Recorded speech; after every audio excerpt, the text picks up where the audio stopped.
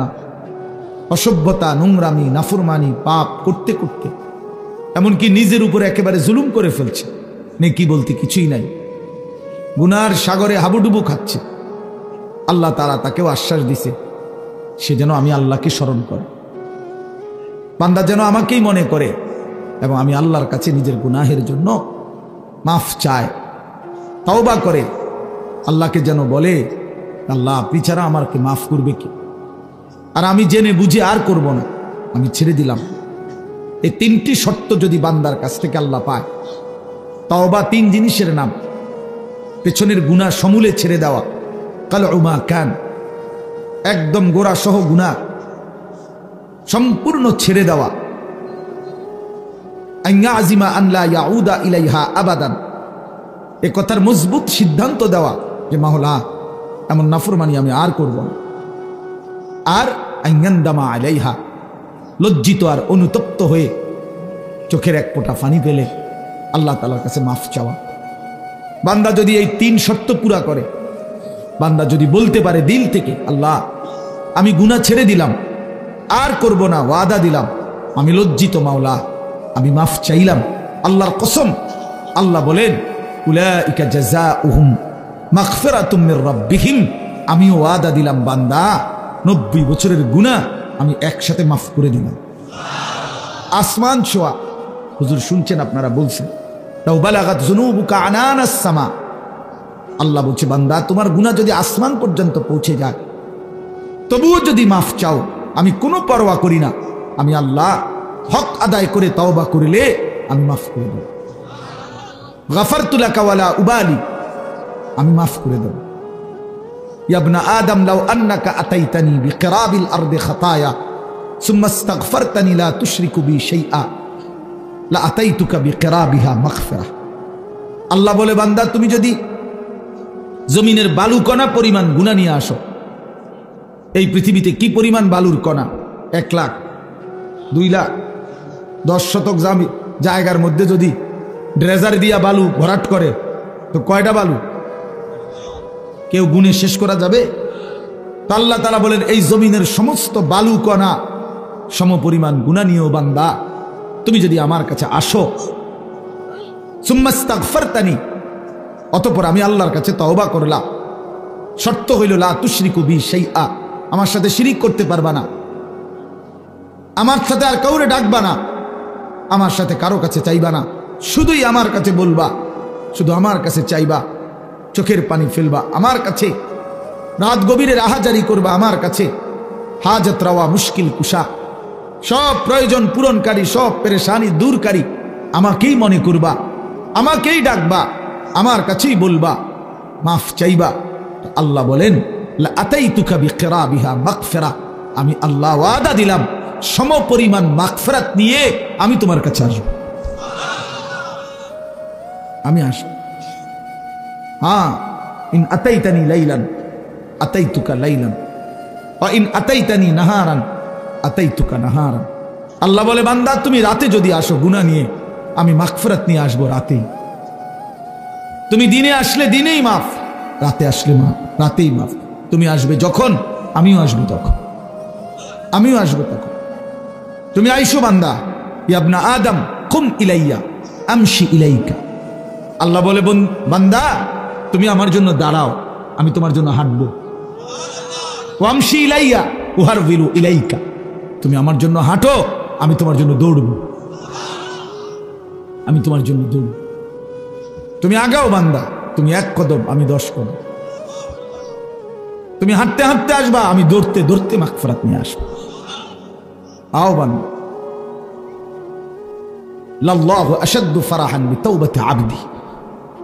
আল্লাহ নবী সাল্লাল্লাহু আলাইহি সাল্লাম বলেন আল্লাহ তাআলা সবচেয়ে বেশি খুশি হন, সবচেয়ে বেশি খুশি হয়, আশাদ্দু ফারাহান, সবচেয়ে বেশি খুশি হয় নবী বলছেন বিতাওবাতি আবদিহি, তার বান্দা যখন তওবা করে।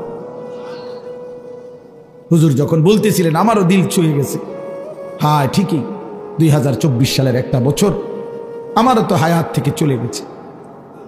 এই 1 বছরে আমি কত শত শত মাহফিলে এই তারিখ বলছি 2024।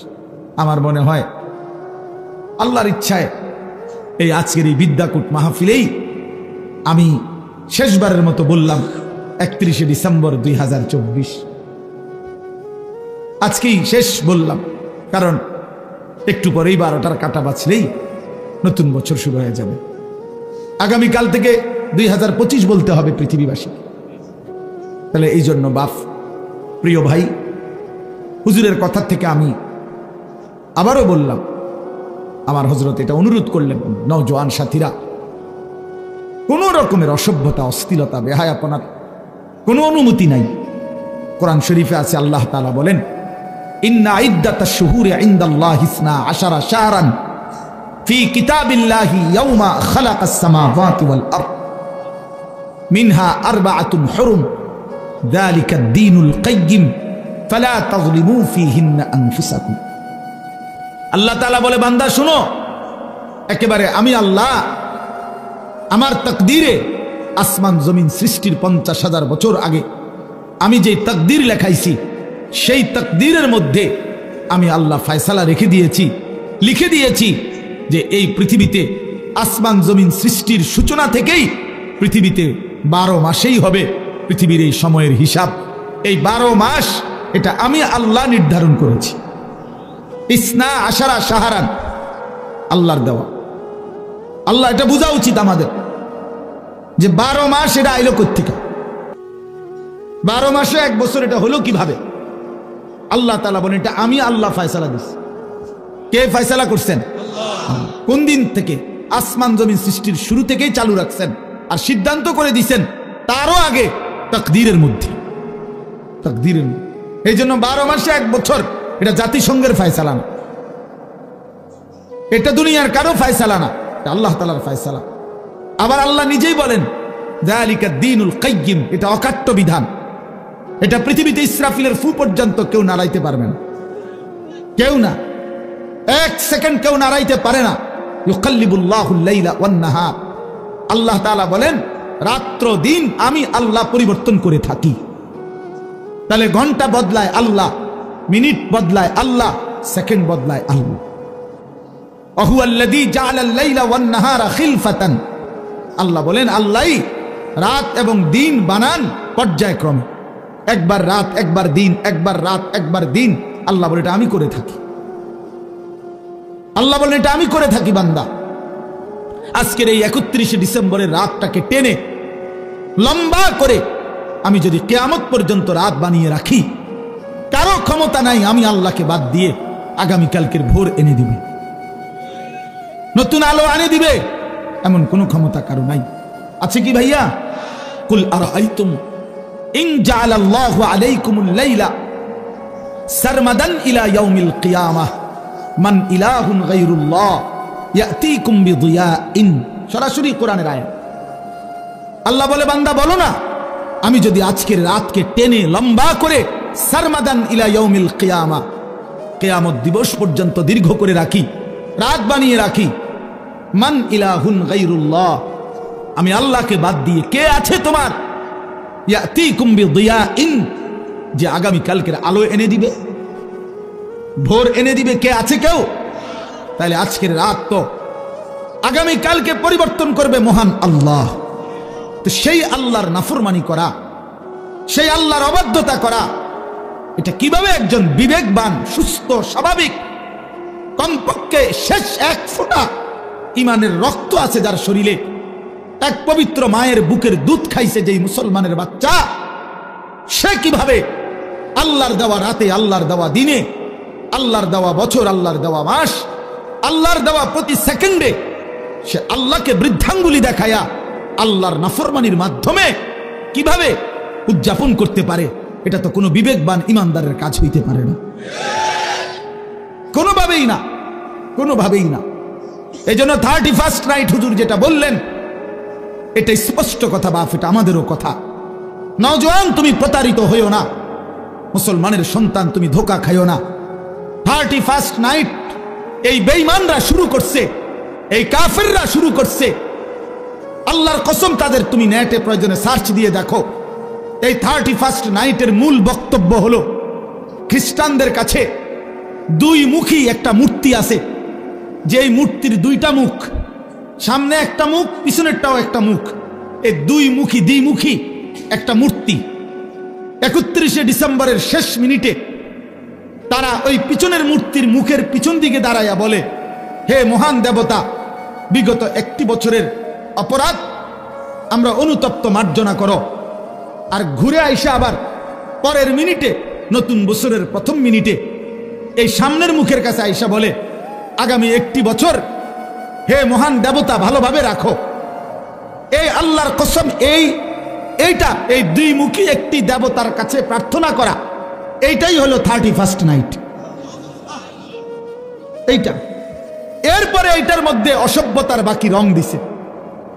এই গান বাদ্য, নাচ গান, জিনা, ব্যভিচার, হোটেল রেস্তোরাঁ, মদের বার, নারী পুরুষের অবাধ মেলামেশা, উলঙ্গপনা, অসভ্যপনা, এগুলো কোনো কুকুর বিড়াল করতে পারে, কোনো জানোয়ার করতে পারে, কোনো ইমানদারের সন্তান করতে পারে না, কোনো মুসলমানের বাচ্চা এটা করতে পারে না, কোনো ইমানদারের সন্তান এটা করতে পারে না।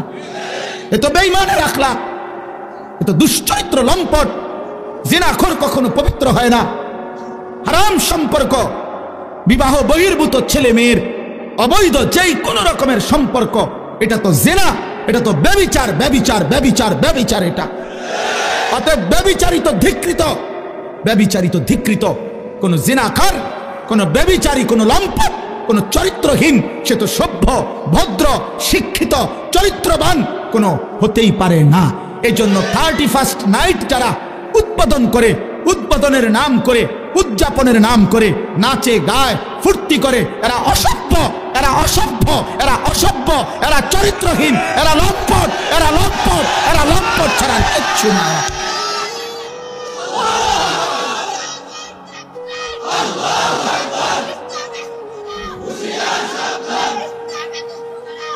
অতএব আমি অনুরোধ করি যুবক, আমার সাফ কথা,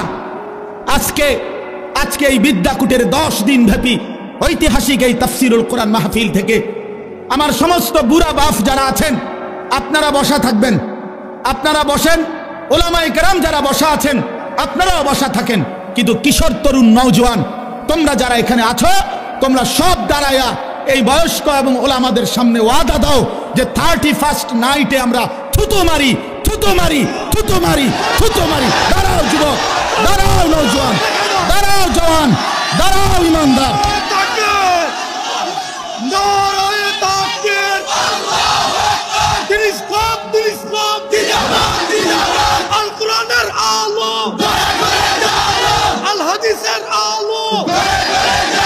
বলেন যে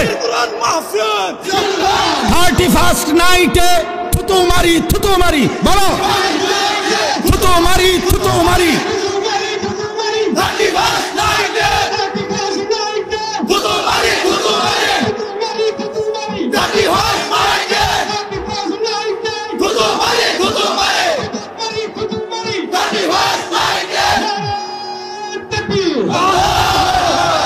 মাশাআল্লাহ, বসো নওজোয়ান, বসো।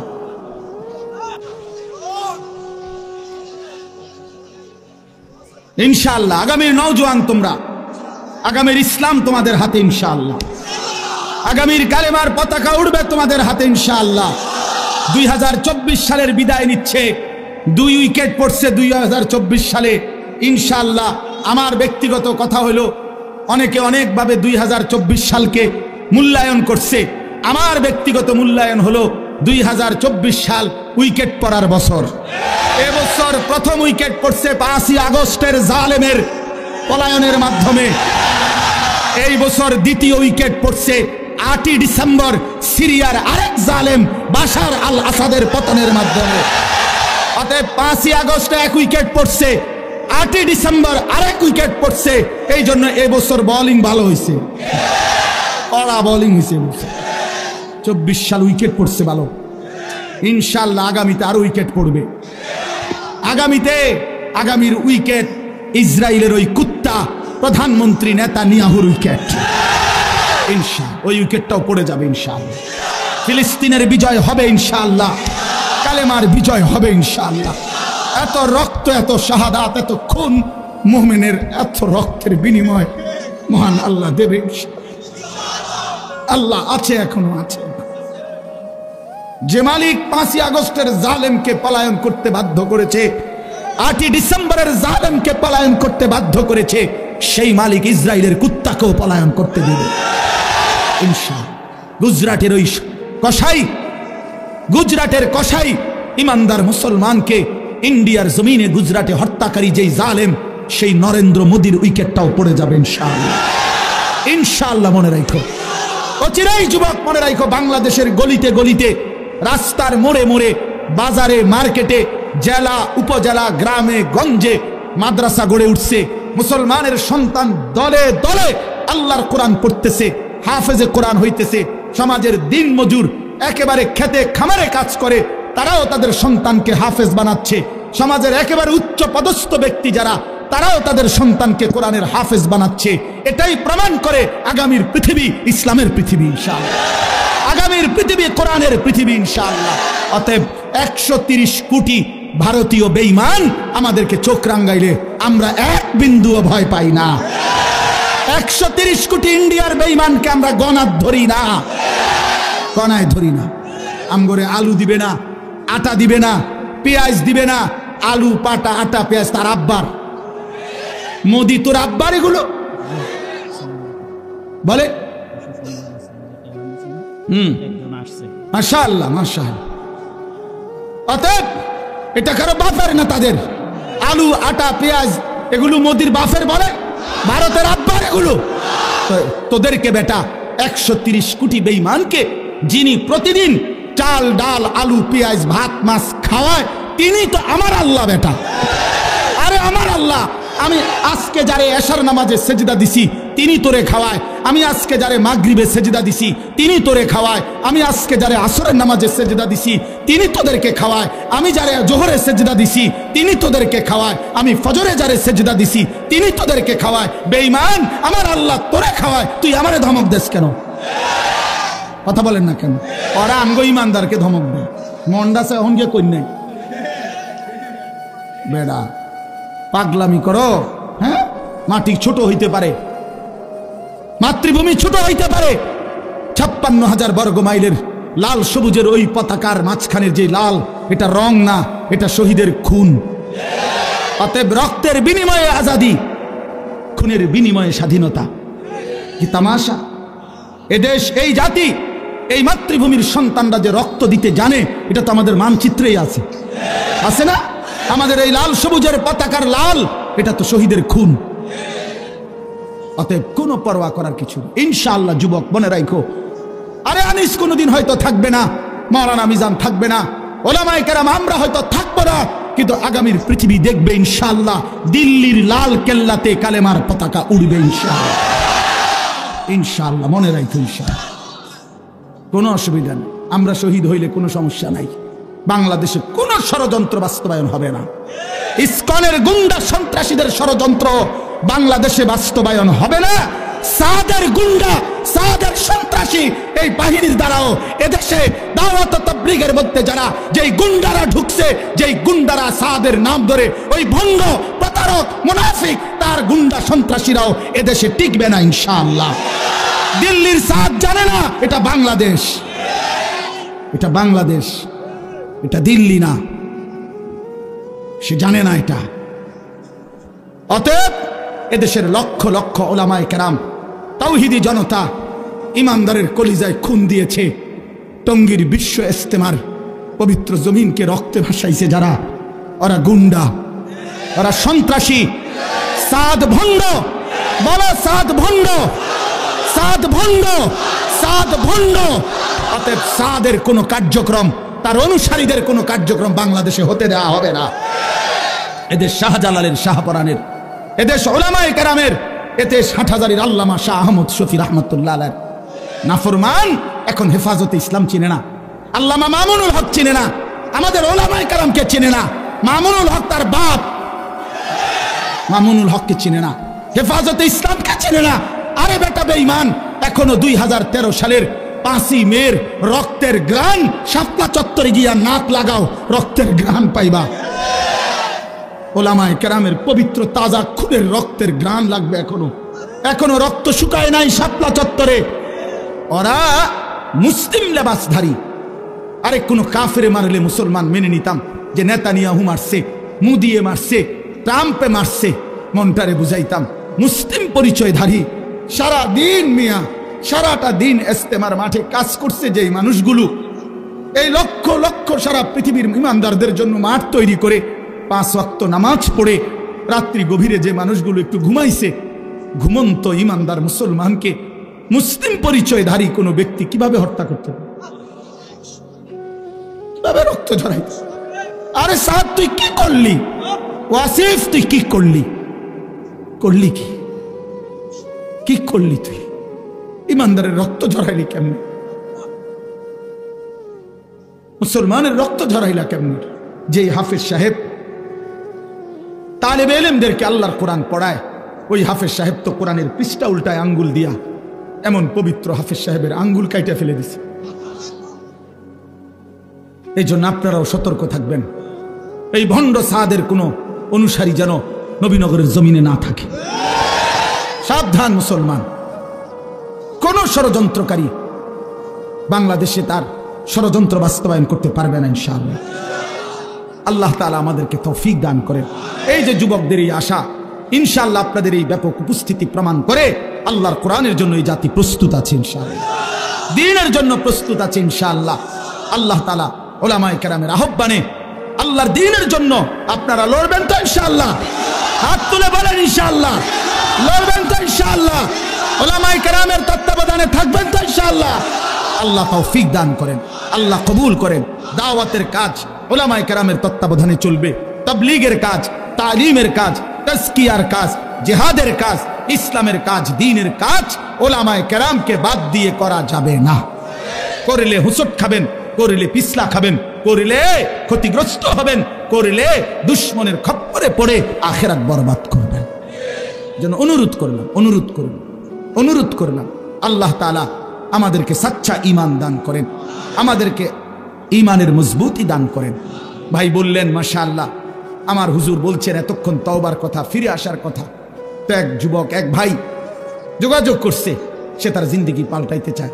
আমি তো হুজুর আলহামদুলিল্লাহ প্রতিনিয়ত অসংখ্য যুবকের চিঠি আমার কাছে আসে, চিঠি দেয়, কাগজে লিখে, মোবাইলে মেসেজ পাঠায়, আমার ঘনিষ্ঠ সাথীদের কাছে জানায়।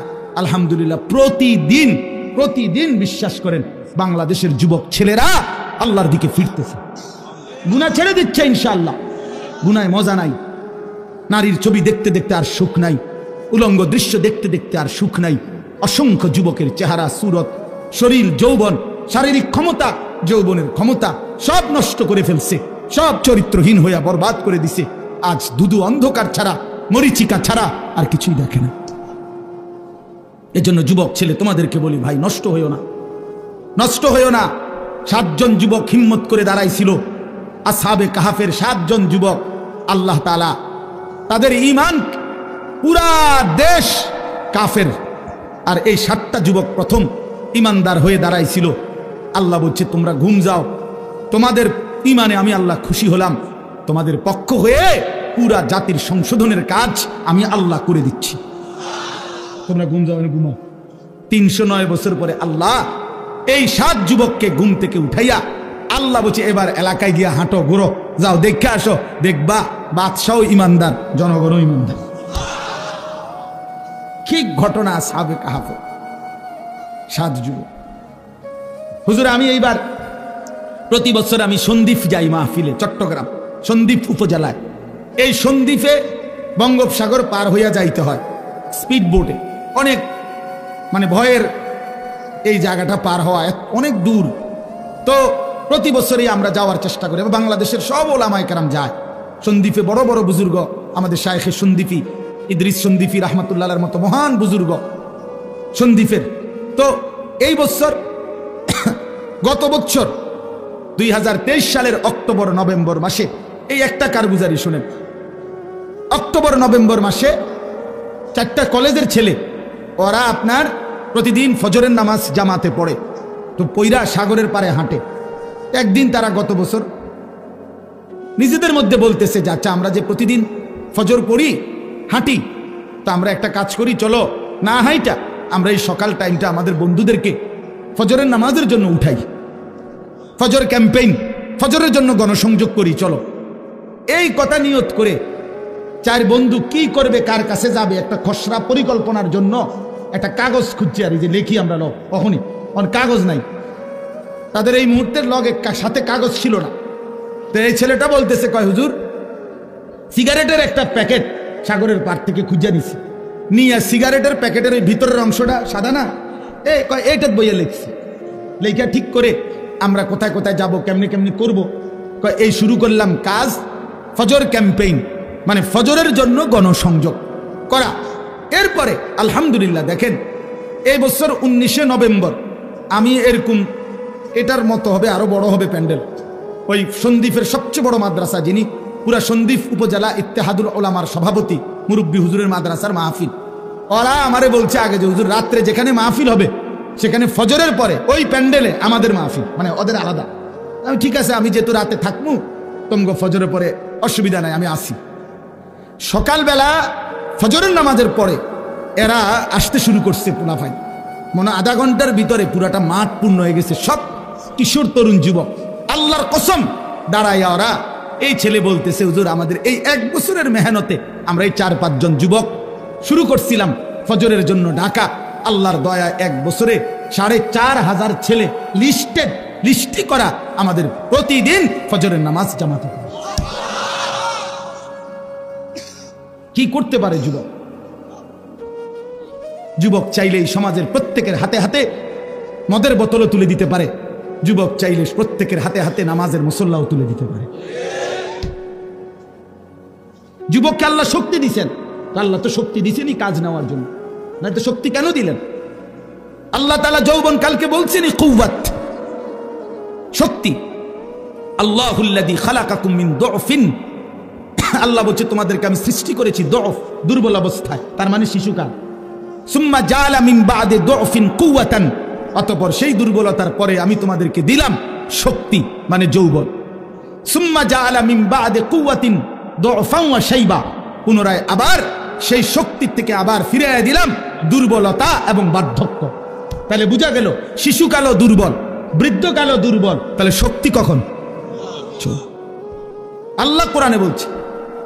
এই জন্য অনেক নওজোয়ান, আমি তোমাদের জন্য দিল থেকে দোয়া করি বন্ধু, রাত এই গভীরে আমরা প্রত্যেকেই এই 10 দিন ব্যাপী ঐতিহাসিক এই তাফসীরুল কোরআন মাহফিলে তোমরা নিজেকে পরিবর্তনের সিদ্ধান্ত নাও। ঠকবা না ইনশাআল্লাহ। আল্লাহকে সেজদা দিয়ে কেউ ঠকে না, প্রিয় নবী সাল্লাল্লাহু আলাইহি সাল্লামকে অনুসরণ করে কেউ ঠকে না। আল্লাহ তাকে দামি বানায় দুনিয়াতেও আখিরাতেও।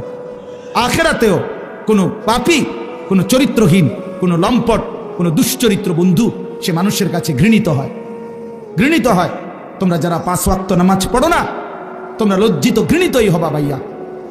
আল্লাহ তাআলা আমাদের সন্তানদেরকে বোঝার তৌফিক দান করেন। আমি শুধু আয়াত পড়ছি, অল্প একটু বলি, তাইলেই আমার কথা শেষ। এই কোরআনুল কারীমের এই সূরার তরজমাটুকু বলি। 30 নম্বর পারা একটা ছোট্ট সূরা আমি পড়ছিলাম, 94 নম্বর সূরা।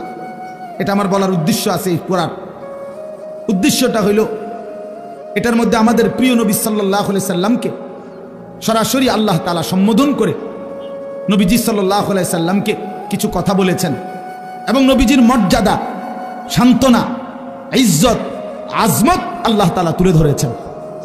এখানের মূল বিষয়টা হইল প্রিয় নবী সাল্লাল্লাহু আলাইহি সাল্লাম 40 বছর বয়সে তিনি যখন ইসলাম প্রচারের দায়িত্ব পেলেন, আল্লাহ বললেন মানুষকে আল্লাহর দিকে ফিরাবার, তখন একটা মিনিট শুধু চিন্তা করেন যে নবীজি সাল্লাল্লাহু আলাইহি সাল্লাম একটা মিনিট ভাবেন, শুধু 40 বছর বয়সে আল্লাহ পাক যখন ওনাকে দায়িত্ব দিলেন তখন তিনি কোন সমাজে দাঁড়াইলেন।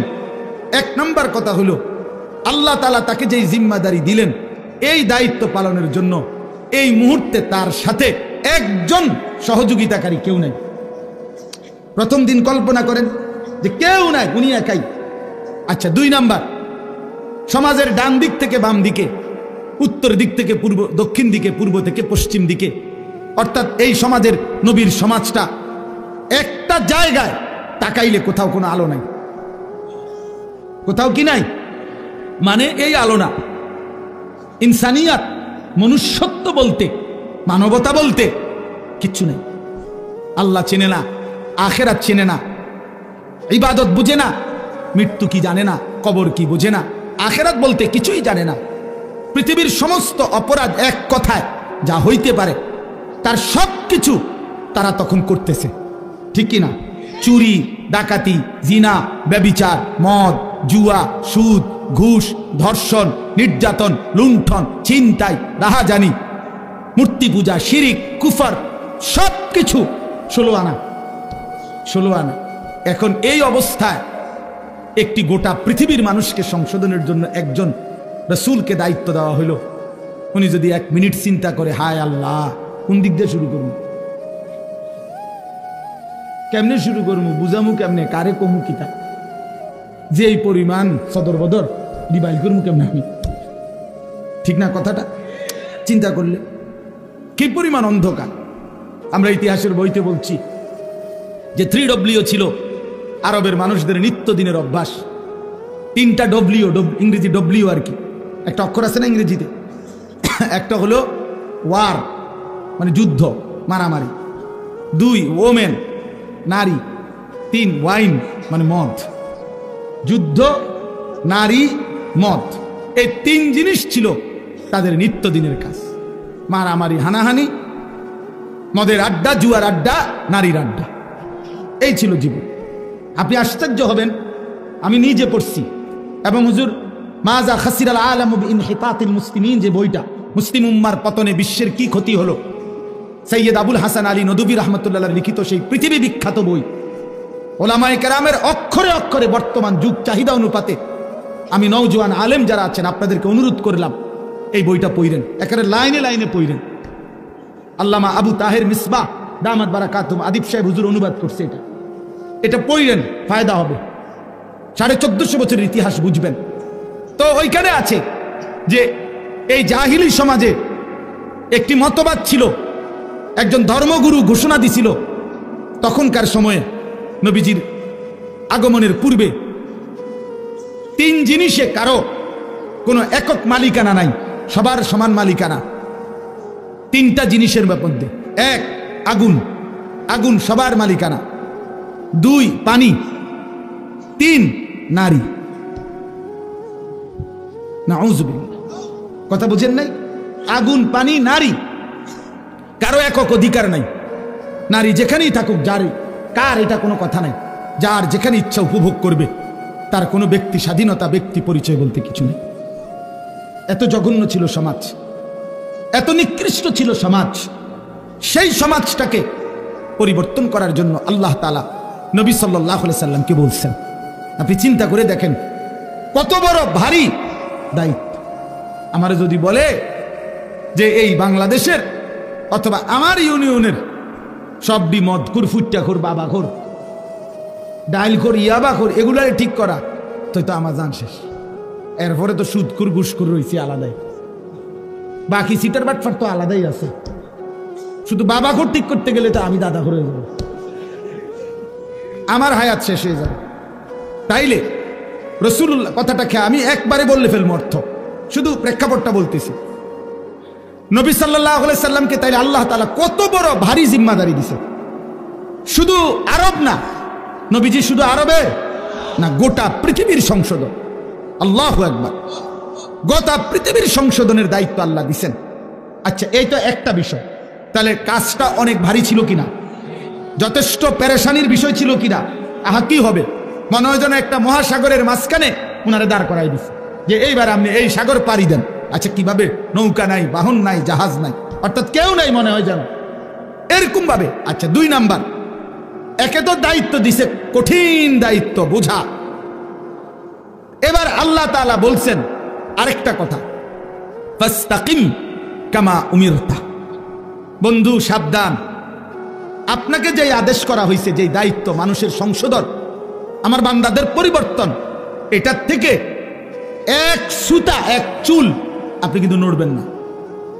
ফাস্তাকিম, মজবুত থাকেন, অটল থাকেন, অবিচল থাকেন, সুখে থাকেন আর দুঃখে থাকেন, জুলুম করুক, অত্যাচার করুক, নির্যাতন করুক আর বিদ্রুপ করুক, পাথর মারুক আর উটের নারী ভুড়ি চাপায় দোক, আপনারে পাথর মারুক আর যাই করুক, আপনার পেটে ভাত থাকুক কিংবা না থাকুক, আপনার সাহাবীদেরকে অত্যাচার করুক আর শহীদ করুক, ফাস্তাকিম, আপনি কিন্তু এক সুতা এক চুল নড়বেন না। আপনার কাজ, আপনার দায়িত্ব, আপনার জিম্মাদারি আপনি আদায় করবেন। তাহলে এবার দুইটা বিষয়, এক দায়িত্বটা অনেক ভারী, আবার বলছে বাদ দম যাইতো না, সারণ যাইতো না। বিষয়টা কেমন কঠিন হয়ে গেল, কঠিন হয়ে গেল কিনা।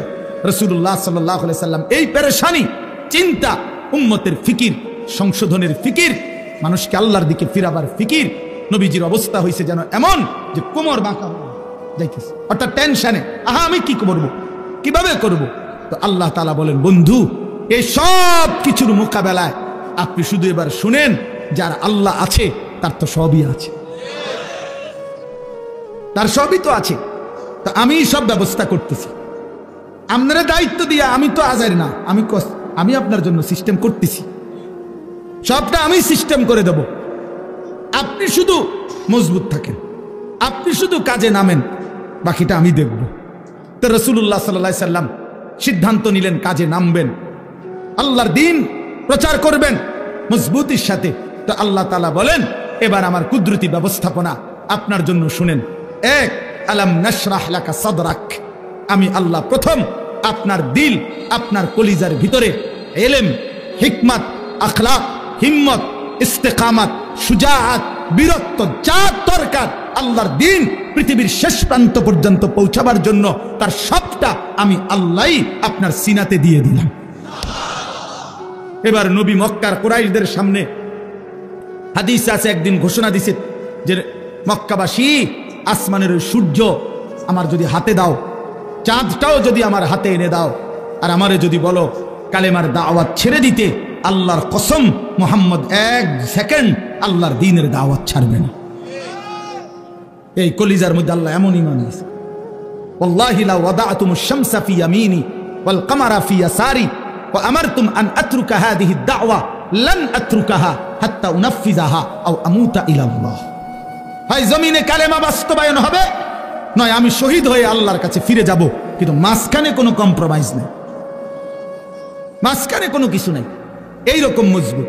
তাহলে আল্লাহ তাআলা বলেন, বন্ধু আপনার সিনার মধ্যে যা দরকার ইসলামের জন্য, দ্বীন প্রচারের জন্য, কালেমার প্রচারের জন্য, সমস্ত কিছুর মোকাবেলায় আমি আল্লাহ তা পূর্ণ দিয়ে দিয়েছি। দুই, ওয়াদানা আনকা বিজরাক আল্লাযী আনকাদা যাহরাক, যেই টেনশন, যেই চিন্তা, যেই পেরেশানি, যেই অস্থিরতা আপনার বোঝার মতো আপনার কাঁধে চাপছিল, আমি আল্লাহ নিজে আপনার সেই বোঝা, যা আপনার পিঠ নুয়ে দিছিল, কোমর মনে হয় বাঁকা করে দিছিল টেনশনে, অস্থিরতায়, আমি নিজ হাতে তা দূর করে দিয়েছি, আমি নিজ হাতে দূর করে দিয়েছি। আপনি শুরু করছেন, আমি আল্লাহ একজন একজন করে আপনার পক্ষে ইমানদার আনতে থাকছি। প্রতিটা সাহাবী যারা আপনার হাতে কালেমা পড়ছে, এ তো আমি আসমানের ফয়সালা। উলাইকাল্লাযীনা ইমতাহানাল্লাহু কুলুবাহুম লিত্তাকওয়া, আমি পরীক্ষা করে করে সাহাবী পাঠাইছি, অতএব আপনার বোঝা আমি আল্লাহই হালকা করে দিয়েছি। এরপরে আল্লাহ বলেন, আরো অনেক ব্যাখ্যা আছে, আমি শুধু সংক্ষেপে বললাম। এরপরে আল্লাহ বলেন, 3 নাম্বার ব্যবস্থাপনা হইল, আপনারে ওরা বিদ্রুপ করে, এই মানুষগুলো আপনারে কখনো বলে পাগল, কখনো বলে কবি শায়ের, কখনো বলে আপনি আবলাহ, নির্বোধ, আপনাকে জাদুকর বলে, বিভিন্ন কিছু জুলুম অত্যাচার করে, আপনারে বিদ্রুপ করে, আপনাকে লজ্জিত লাঞ্ছিত করে। আল্লাহ বলে, বন্ধু ঘাবড়াবেন না, ওয়ারাফা'না লাকা যিকরাক, গোটা মাখলুকাতের উপরে আমি আল্লাহ আমার পরে আপনার মর্যাদা সবকিছুর ঊর্ধ্বে তুলে দিয়েছি। বাদাজ খুদা বুজুর্গ তুই কিসসায়ে মুখতাসার, আমি আল্লাহর পরে আপনার মর্যাদা সমস্ত সৃষ্টির উপরে। যেন আল্লাহ মেরাজে নিয়া আরশে আজিমের উপরে দাঁড় করাইয়া আল্লাহ যেন নবীকে বলছে, বন্ধু নিচের দিকে তাকায় দেখেন, আমার গোটা সৃষ্টি আপনার কদমের নিচে, আপনি গোটা মাখলুকাতের ঊর্ধ্বে, আমি আল্লাহর পরে, অতএব এটাই আপনার মর্যাদা। এরপরে আল্লাহ যেন বললেন, বন্ধু ওই আজানে দেখেন আপনার আমার নামের সাথে আপনার নামও বলতেছে, ওই একামতে শুনেন আমার নামের সাথে আপনার নামও বলতেছে, ওই নামাজে শুনেন, ওই দেখেন আমার বান্দা বসে বসে আত্তাহিয়াতু করছে, একটু পরেই খেয়াল করবেন আল্লাহুম্মা সাল্লি আলা মুহাম্মদ, আপনার নামও নিতেছে। ও কবরের দিকে তাকায় দেখেন, মুনকার নাকির প্রশ্ন করতেছে আমার বান্দাকে, আমার নামও নিছে, আপনার কথাও জিজ্ঞাসা। দেখেন দেখেন দেখেন, আপনার কথাও জিজ্ঞাসা করছে, হাসরের ময়দানেও শুনবেন আপনার নাম, জান্নাতেও শুনবেন আপনার নাম। ইদা যুকিরতু যুকিরতা মাই, আমি আলোচিত হলে আপনিও আলোচিত হবেন। আমি আছি তো আপনি বন্ধু আছেন, আমার ইজ্জত সম্মান থাকবে তো আপনার সম্মানও থাকবে। মোহাম্মদ হামেদে হামদে খুদা বাস, খুদা মদহে আফরি মুস্তাফা বাস। আল্লাহর প্রশংসায় মোহাম্মদই যথেষ্ট, মোহাম্মদ সাল্লাল্লাহু আলাইহি সাল্লামের প্রশংসায় আল্লাহই যথেষ্ট। এরপরে আল্লাহ বলেন ফা ইন্না মাআল উসরি ইউসরা, ইন্না মাআল উসরি ইউসরা।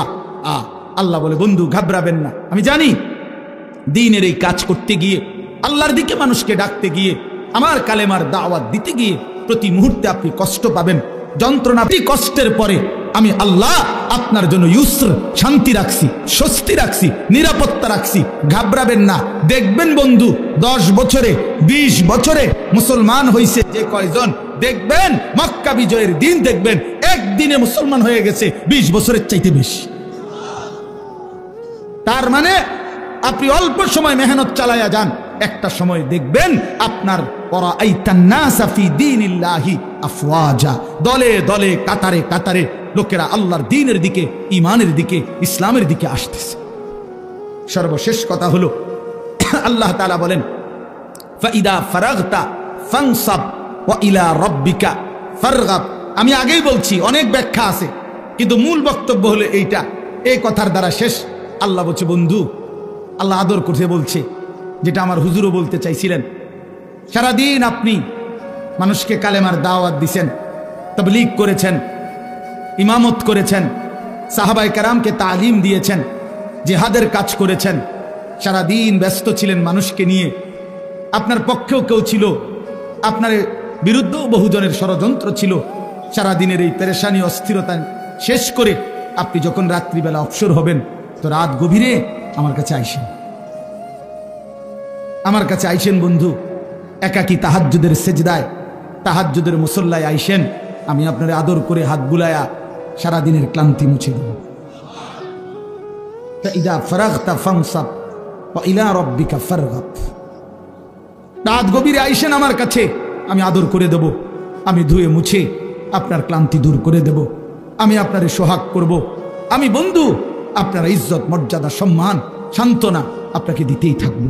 ওয়ালাকাদ না'লামু আন্নাকা ইয়াযীকু সাদরুকা বিমা ইয়াকুলুন ফাসাব্বিহ বিহামদি রাব্বিকা ওয়া কুম মিনাস সাজিদিন। আল্লাহ বলে বন্ধু জানি আমি লোকেদের মন্দ কথা শুনে আপনার মনটার মধ্যে কষ্ট লাগে, তবে যখনই আপনার মনে কষ্ট লাগে আপনি আমার তাসবিহ পড়েন, আমারে সেজদা দিয়েন, আমি আল্লাহ আপনার দিল শান্ত করে দেব। এজন্য রাত গভীরে আবারও ওই কথা আমার হুজুর বলছেন আপনাদের কাছে, শেষ রাত্রের আমল, শেষ রাত্রের কান্না, শেষ রাত্রের রোনা জারি বান্দাকে যেন আল্লাহ তাআলা একান্তই নিজের করে নেয়। নিজের আল্লাহ যেন বলে বান্দা তুমি একদমই একা, আমি আল্লাহ তোমার সামনে। বলো বান্দা তোমার যা কিছু মনের যত কষ্ট, দুঃখ, বেদনা, যা চাওয়া রাতের অন্ধকারে আমাকে বলো, আমি সব দেব, সব দেব, সব দেব। এই জন্য নবীকে আল্লাহ বলছে বন্ধু সারাদিনের মেহনত থেকে যখন অবসর হবেন, ফানসাব, এবার আপনি আলাদা রাত্রিবেলা পরিশ্রম করবেন ইবাদত, দোয়া, জিকির, তেলাওয়াত, তাহাজ্জুদ, কান্নাকাটির জন্য আমার দিকে ফিরবেন। আমি আল্লাহ আপনার সমস্ত ক্লান্তি, পেরেশানি, দুঃখ দূর করে দেব। এজন্য শেষ একটা কথা বলি, তায়েফের ময়দান থেকে নবীজি সাল্লাল্লাহু আলাইহি সাল্লাম যখন রক্তাক্ত হয়ে ফিরে আসছিলেন, তখন যেই রাত্রিবেলা যেই আঙ্গুর খেজুরের বাগানে নবী আশ্রয় নিছিলেন, তো সেদিন রাত্রে রক্ত মাখা শরীর নিয়ে আল্লাহর নবী রাত গভীরে একটা লম্বা দোয়া করছিলেন। হাদিসে এই দোয়াটা আছে, লম্বা দোয়া। নবীজি সারাটা শরীর রক্তাক্ত, পায়ের জুতার সাথে লেগে গেছে জমাট রক্ত। এই অবস্থায় রাত্রি অন্ধকারে নবী গভীর রজনীতে আল্লাহ তাআলার কাছে লম্বা দোয়া করছিলেন চোখের পানি ফেলে। ওইখানে একটা কথা নবীজি সাল্লাল্লাহু আলাইহি সাল্লাম বলছিলেন যে আল্লাহ আপনি আমারে ইলা মান তাকিলনি, এই মাওলা আপনি আমারে কার কাছে পাঠাইলেন, কার কাছে পাঠাইলেন? ইলা বাঈদিন ইয়াতাজাহামুনি, আপনি বুঝি আমারে এমন দূরের অপরিচিত মানুষের কাছে পাঠাইলেন যারা আমারে, আমি তাদেরকে আপনার দিকে ডাকলাম, তারা আমারে এভাবে পাথর মারলো। কোন নবীকে বুঝি মানুষ এভাবে মারে? কল্যাণকামীকে মানুষ বুঝি এভাবে মারে। আম ইলা আদুবিন মাল্লাকতাহু আমরি, নাকি আপনি আমার এমন কোন দুশমনের কাছে পাঠাইলেন যার উপরে আমার কোনো ক্ষমতাই ছিল না, আপনি আমারে কার কাছে পাঠাইলেন? কিন্তু এই মনের আবেগ এগুলো বইলা এই একটা কথা হুজুর বলছে, নবীজি এটাই আমাদের শেষ কথা। আমার নবীজি তখন বলছি, আল্লাহ যা বলছি তা তো মনের কষ্টে বলছি, কিন্তু শেষ কথা হলো মাওলা ইন্নাম তাকুন আলাইয়া গাদাবুন ফালা উবালি, শুধু রাত গভীরে বলেন আপনি যদি আমার উপরে নারাজ না হন, আপনি যদি আমার উপরে রাগ না করেন, আপনি যদি খুশি থাকেন, ফালা উবালি, আমি কোনো পরোয়া করি না, আমি কোনো পরোয়া করি না। এই পাথরের আঘাত সয়ে গেলাম, শুধু আপনি বলেন আপনি আমার উপরে রাজি কিনা। এই কথাটা মাওলা যদি বলেন আপনি খুশি, আমার সারা দেহ রক্ত ঝরুক, কোনো অসুবিধা নাই। এজন্য সাদ তুমি ভালো করো নাই, তুমি তোমার গুন্ডা সন্ত্রাসী দিয়ে ইমানদারের রক্ত ঝরিয়েছ, কিন্তু তুমি জানো না রক্ত ঝরানো শহীদের খুন ঝরা এ তো রাসূলুল্লাহ সাল্লাল্লাহু আলাইহি সাল্লামের দেহ মোবারক থেকে ঝরেছে। যদি মুমিনের উপরে আল্লাহ রাজি হয়, উলামায়ে কেরাম আজকে নতুন করে একদিন দুই দিন না, রাসূলুল্লাহ সাল্লাল্লাহু আলাইহি সাল্লাম যে ওয়ারাসাত উত্তরাধিকার উম্মতের উলামায়ে কেরামকে দিয়ে গেছে, 1450 বছরের উম্মতের উলামায়ে কেরাম আপনাদের পাহারাদার। আপনারা শুনতে চাইলেও আমরা বলবো, আপনারা শুনতে না চাইলেও আমরা বলবো, যেখানেই অন্যায়, যেখানেই কুফর, যেখানেই শিরক, যেখানেই বিদআত, যেখানেই গোমরাহি, সেখানেই উলামায়ে কেরামের প্রতিবাদ। এটা চলতেই থাকবে, এটা চলতেই থাকবে, এটা চলতেই থাকবে, এটা চলতেই থাকবে। এই জন্য যুগ যুগ ধরে উলামায়ে কেরাম আপনাদের ঈমান আমলের পাহারাদারি করে, পাহারাদারি করে। ইমাম মুহাম্মদ রাহমাতুল্লাহ আলাইহি সারা রাত ঘুমাইতেন না, আমরা কিতাবে নিজে পড়ছি। ইমাম আবু হানিফার ছাত্র ইমাম মুহাম্মদ সারা রাত ঘুমাইতেন না, মাসআলা লিখতেন, ফতোয়া লিখতেন। তো উনারে জিগাইতো, হযরত আপনি ঘুমান না কেন? উনি বলতো, জানো এই দেশবাসী আমার মতো এক মুহাম্মদ ছোট্ট, তার উপরে ভরসা করে তারা ঘুমায়, তারা ভাবে মুহাম্মদ জেগে আছে, সে আমাদের জন্য শরীয়তের মাসআলা গবেষণা করতেছে, আমাদের যা জরুরত আমরা তার কাছে জিজ্ঞাসা করে নেব, এই আশায় সাধারণ জনগণ আরামসে ঘুমায়। যে মানুষ আমাদের উপরে ভরসা করে ঘুমায়, আমি কেমনে ঘুমাই তাদের এত বড় দায়িত্ব নেই।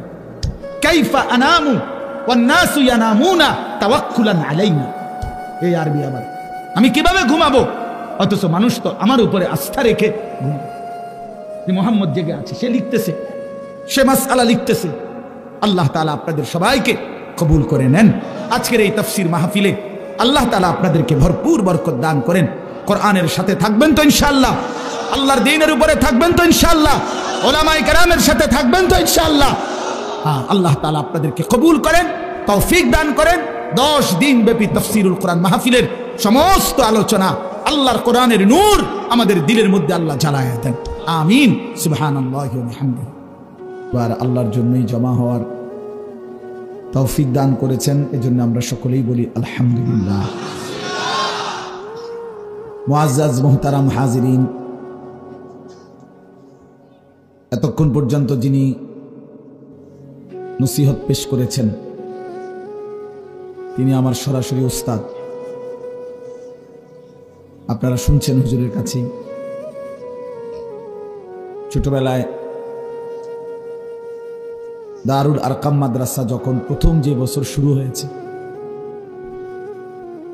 আমি সেই বছরেরই ছাত্র, একদম প্রথম বেস। আমাদেরকে দিয়েই হুজুর মাদ্রাসা, মেড্ডা পীর বাড়ি হুজুরের পুরান বাড়ি ছিল, ওই বাড়ির পাশে একটা মসজিদ ছিল। মসজিদে আমাদেরও ওস্তাদ মাওলানা ওসমান গনি সাহেব, ওনার বাড়ি হলো বেড়তলা, আমরা বেড়তলার হুজুর বলতাম। উনি ছিলেন ওই মসজিদের ইমাম। ওই মসজিদের ইমাম সাহেবের একটা ছোট কামরা হুজরা ছিল, মক্তবের মতো। ওই ঘরেই প্রথম এই দারুল আরকাম মাদ্রাসার পড়ালেখার কার্যক্রম শুরু হয়েছে। আমি ওই কামরার ছাত্র, আলহামদুলিল্লাহ। এরপরে আমরা 1 বছর পরে ঘাটুরা 1 নম্বর গ্যাস ফিল্ডের পাশে, একদম গ্যাস ফিল্ডের সাথেই লাগা একটা বাড়ি হুজুর ভাড়া করছিলেন। ওই ভাড়া বাড়িতে ছিলাম 1-1.5 বছর। এরপরে আমরা সেখান থেকে এখন যেই পুলিশ লাইনের সামনে যে দারুল আরকাম মাদ্রাসা, ওইখানে আমরা আসছিলাম নিজস্ব জায়গায়। সেখানে প্রথম টিনের ঘর, এর মাধ্যমে আমরা পড়ালেখা শুরু করছিলাম। আর এখন যেই পুরান মসজিদ দারুল আরকাম, ওই মসজিদের অনেক কাজ আমরা করছিলাম নিজেরা। ছাদ ডালাইয়ের এক অংশ আমরা কাজ করছিলাম ছাত্ররা। অনেক স্মৃতি আছে জীবনের।